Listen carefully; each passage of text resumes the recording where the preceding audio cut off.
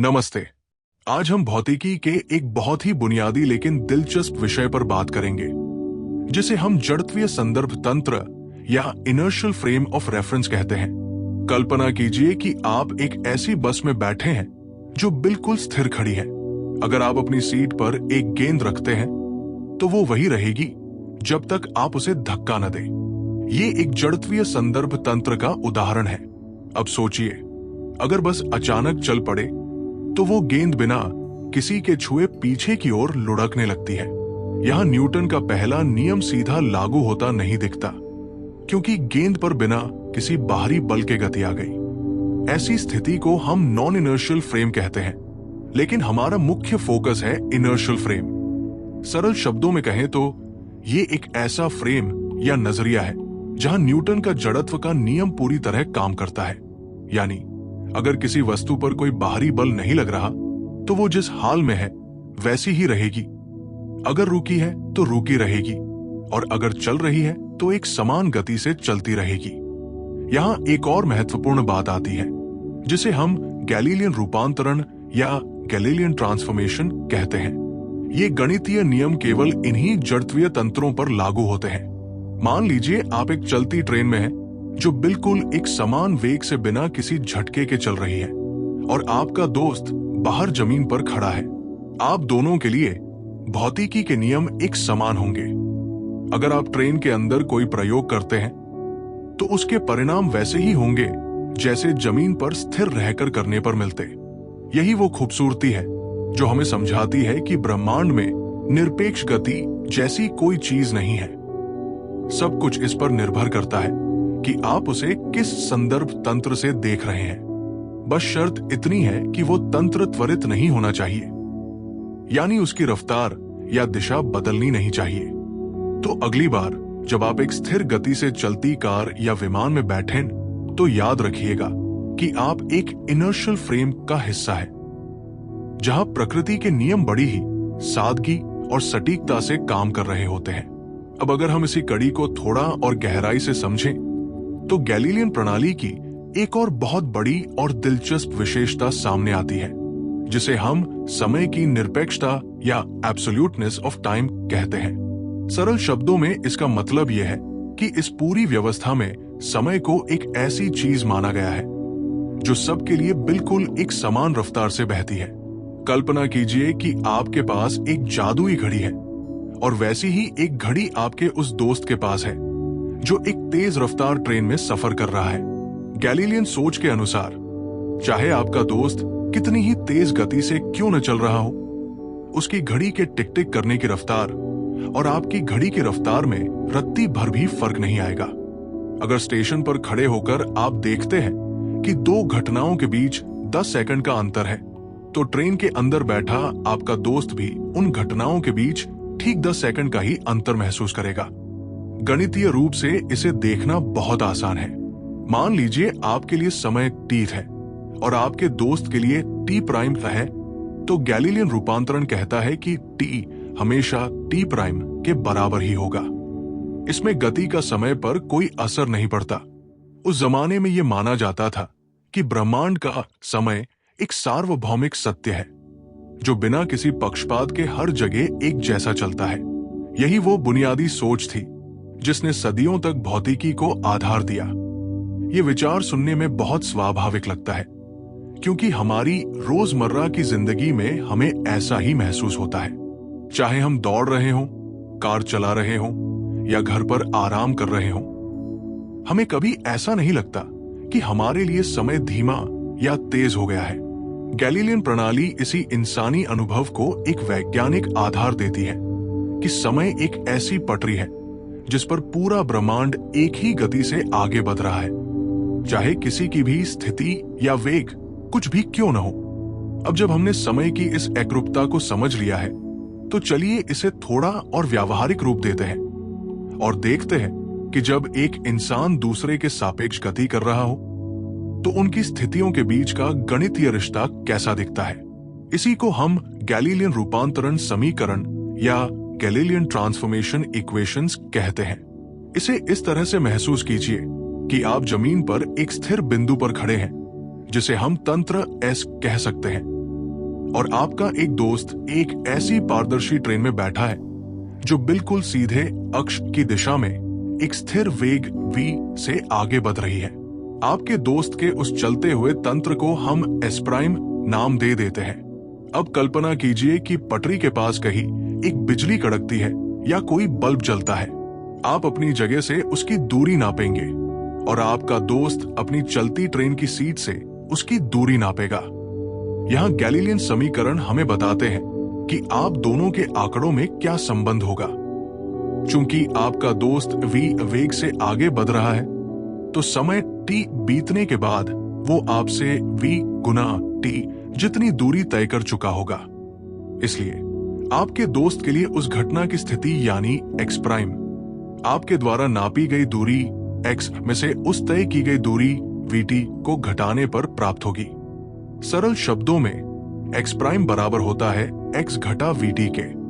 लेकिन मजे की बात यह है कि चूंकि गति सिर्फ एक ही दिशा में यानी x की तरफ हो रही है, इसलिए ऊपर नीचे की ऊंचाई यानी y और बगल की चौड़ाई यानी z में कोई बदलाव नहीं आता। आपके लिए जो ऊंचाई है वही आपके दोस्त के लिए भी रहेगी। और जैसा कि हमने अभी थोड़ी देर पहले बात की थी, समय तो सबके लिए एक जैसा ही है, इसलिए t प्राइम हमेशा t के ही बराबर रहेगा। ये समीकरण हमें एक बहुत ही सीधा और साफ रिश्ता दिखाते हैं। ये बताते हैं कि ब्रह्मांड के पन्ने पर अगर हम एक जगह से दूसरी जगह जा रहे हैं तो हमारी स्थितियां तो बदल सकती है, लेकिन उन स्थितियों के बीच का तालमेल बहुत ही सरल जोड़ घटाव के नियमों से बंधा होता है। यही वो गणितीय पुल है जो एक स्थिर खड़े इंसान और एक गतिशील इंसान के अनुभवों को आपस में जोड़ देता है। अब जब हम इन समीकरणों और दूरियों के आपसी तालमेल को समझ चुके हैं, तो चलिए एक ऐसी चीज पर बात करते हैं जिसे हम अपनी रोजमर्रा की जिंदगी में अनजाने में ही सही पर हर वक्त महसूस करते हैं, और वो है वेग का योग या एडिशन ऑफ वेलोसिटीज। गैलीलियन प्रणाली का ये हिस्सा इतना सरल और स्वाभाविक है कि ये लगभग हमारे सामान्य ज्ञान जैसा लगता है। कल्पना कीजिए कि आप एक लंबी ट्रेन के गलियारे में टहल रहे हैं। ट्रेन अपनी एक निश्चित रफ्तार से पटरी पर दौड़ रही है, मान लेते हैं 20 किलोमीटर प्रति घंटा। अब अगर आप उसी दिशा में 5 किलोमीटर प्रति घंटा की रफ्तार से पैदल चलने लगते हैं जिस दिशा में ट्रेन जा रही है, तो आपके लिए तो आपकी रफ्तार सिर्फ वही 5 किलोमीटर प्रति घंटा है। लेकिन सोचिए उस व्यक्ति के बारे में जो बाहर प्लेटफॉर्म पर खड़ा आपको देख रहा है। उसके लिए आपकी कुल गति क्या होगी? गैलीलियन नियम के अनुसार यहाँ गतियां आपस में जुड़ जाती है, यानी बाहर खड़े उस व्यक्ति के लिए आपकी कुल रफ्तार 20 और 5 को जोड़कर पूरे 25 किलोमीटर प्रति घंटा हो जाएगी। ये गणितीय रूप से भी बहुत सीधा है। अगर हम ट्रेन के वेग को v कहें और आपके चलने के वेग को u कहें, तो बाहर वाले के लिए आपकी कुल रफ्तार u प्लस v होगी। ये बिल्कुल वैसा ही है जैसे आप किसी बहती नदी में नाव चला रहे हों। अगर आप धारा की दिशा में चप्पू चलाएंगे तो आपकी और नदी की रफ्तार मिलकर आपको और तेज कर देगी। यही गैलीलियन भौतिकी की सबसे बड़ी खूबी है कि इसमें सब कुछ बहुत ही पारदर्शी और जोड़ने घटाने जैसा आसान है। यहाँ किसी जटिल पहेली की जरूरत नहीं पड़ती, क्योंकि हम मान कर चलते हैं कि गतियां एक दूसरे के ऊपर बस चढ़ती चली जाती है। ये सिद्धांत हमें बताता है कि ब्रह्मांड में किसी भी चीज की रफ्तार इस बात पर निर्भर करती है कि उसे देखने वाला खुद कितनी तेज चल रहा है। अब जब हमने गतियों के इस सीधे साधे जोड़ घटाव को समझ लिया है, तो एक बहुत ही गहरा सवाल उठता है, क्या रफ्तार बदलने से प्रकृति के बुनियादी नियम भी बदल जाते हैं? इसका जवाब गैलीलियन भौतिकी हमें न्यूटन के नियमों की निश्चरता यानी इनवेरियंस ऑफ न्यूटन्स लॉज के रूप में देती है। ये सुनने में थोड़ा तकनीकी लग सकता है, पर इसका मतलब बहुत ही सुकून देने वाला है। इसका अर्थ ये है कि भौतिकी के मूल नियम किसी भी जड़त्वीय तंत्र में अपना स्वरूप नहीं बदलते, वे हर जगह एक समान रहते हैं। इसे एक मजेदार उदाहरण से समझते हैं।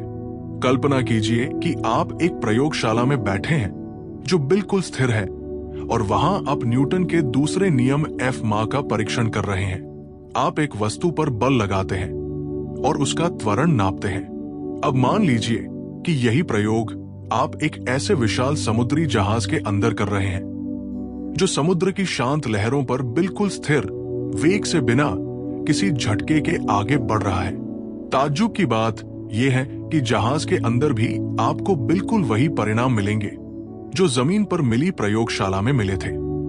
ऐसा इसलिए होता है क्योंकि गैलीलियन रूपांतरण के अनुसार भले ही वेग बदल जाए लेकिन त्वरण यानी एक्सेलरेशन नहीं बदलता, और चूंकि द्रव्यमान भी वही रहता है इसलिए बल का सूत्र F दोनों ही जगहों पर एक जैसा काम करता है।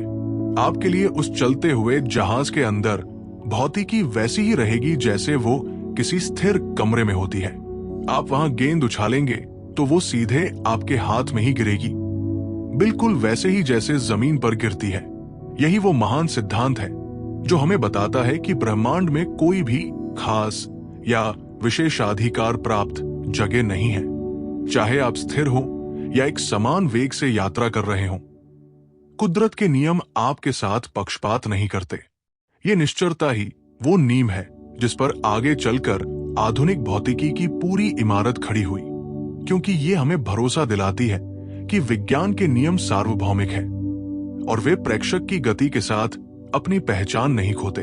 तो दोस्तों, जड़त्वीय तंत्रों और गैलीलियन रूपांतरण की ये यात्रा हमें एक बहुत ही व्यवस्थित और सुलझे हुए ब्रह्मांड की तस्वीर दिखाती है, जहां समय सबके लिए एक समान रफ्तार से बहता है, जहां गतियां बस आपस में जुड़ती और घटती रहती है, और जहां प्रकृति के नियम इतने वफादार है कि वे आपके साथ चलते हुए भी अपना रूप नहीं बदलते। ये एक ऐसी दुनिया है जिसे हम अपनी आंखों से देख सकते हैं और अपनी रोजमर्रा की जिंदगी में महसूस कर सकते हैं, लेकिन जैसा कि विज्ञान की फितरत है, हर एक जवाब अपने साथ एक नया सवाल लेकर आता है। आज हमने जिस सादगी और निश्चरता की बात की, क्या वो ब्रह्मांड की हर परिस्थिति में उतनी ही खरी उतरती है? क्या होगा अगर हम प्रकाश की गति के करीब पहुंचने लगे? क्या तब भी समय और गतियां इसी तरह साधारण जोड़ घटाव का पालन करेंगी? यहीं से भौतिकी की एक और भी रोमांचक और हैरान कर देने वाली कहानी शुरू होती है, जो गैलीलियो और न्यूटन की इस पक्की नींव से आगे बढ़कर हमें आइंस्टीन के सापेक्षता के उस अद्भुत संसार में ले जाती है, जहां हमारी सहज समझ यानी कॉमन सेंस अक्सर पीछे छूट जाती है। आज की इस चर्चा को हम यही विराम देते हैं। मुझे उम्मीद है कि जड़त्वीय तंत्र और समय की निरपेक्षता का ये तालमेल अब आपके लिए सिर्फ किताबी परिभाषा नहीं, बल्कि एक जीवंत अनुभव बन गया होगा। विज्ञान की ऐसी ही और भी गूंज पर दिलचस्प बातों को हम आगे भी इसी तरह आसान लफ्जों में टटोलते रहेंगे। आपने मुझे इतना ध्यान से सुना, उसके लिए हृदय से धन्यवाद।